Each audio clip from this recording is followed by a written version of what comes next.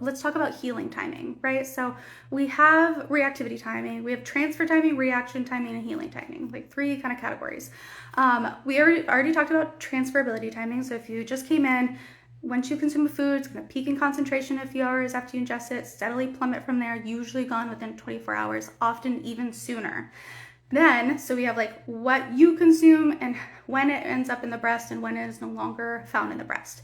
And then we have baby's reaction timing. So baby's going to consume that particular feed, that nursing, and that protein that is there can then elicit an allergic response in them.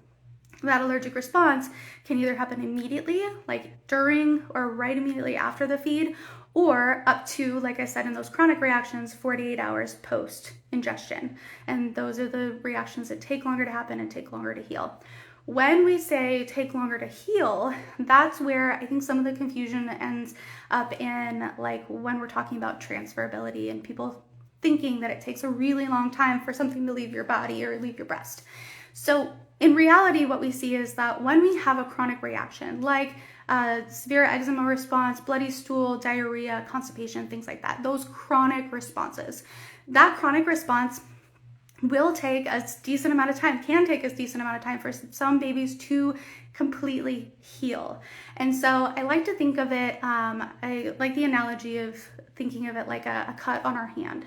And so the time it takes to heal is directly related to how severe the reaction was in the first place. So for some littles, they'll have like a little bit of blood in stool, they'll have mucus in stool, and within a few days they're feeling great and the stool looks beautiful. Fabulous. So I would call that more of a milder reaction. For some kiddos, we have like egregious blood in stool, really bad diarrhea, they're going 12 times a day, and they have a big eczema reaction, right? A severe reaction. So if we think of it very similarly to a cut on our hand, and I like to use the hand as an example because it's a place where it's kind of hard to put a band-aid and it's always moving and there's always stuff rubbing against it, just like in the gastrointestinal system or baby skin. So if I did like a little paper cut on my hand, maybe there's like a tiny bit of blood, but otherwise that just a little bit, small, like a small reaction, then the next day I'd be feeling much better and maybe it would be sore, but it would close up pretty quickly and within a couple of days wouldn't even know that it was there, all healed up. Now, if I had a big reaction, like the second example that I gave you, a really bad eczema response, flare, or a pretty decent amount of blood in stool, excessive amount of, a lot of mucus in stool. So an example of that being a big cut on my hand. It's going to take, even though I'm not continuing to cut my hand, it's going to take a long time for that to fully heal, especially if I can't put a band-aid on it and I'm using it all the time and it's moving and rubbing against stuff all the time. So over time, day over day, probably several weeks, I am going to see that the blood is going to subside, that it may even change color a little bit as it scabs. We see that in diapers as well. We'll see like some flakes.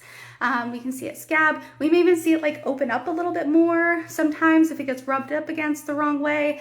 But day over day, we should see it slowly healing as long as we're not continuing to give that thing that caused the reaction in the first place.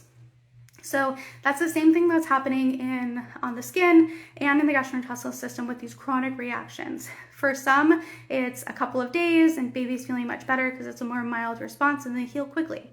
For others, like my oldest daughter who had really severe bloody stool and really severe eczema where it was weeping and infected, it took her several weeks to get to the point where she was completely healed.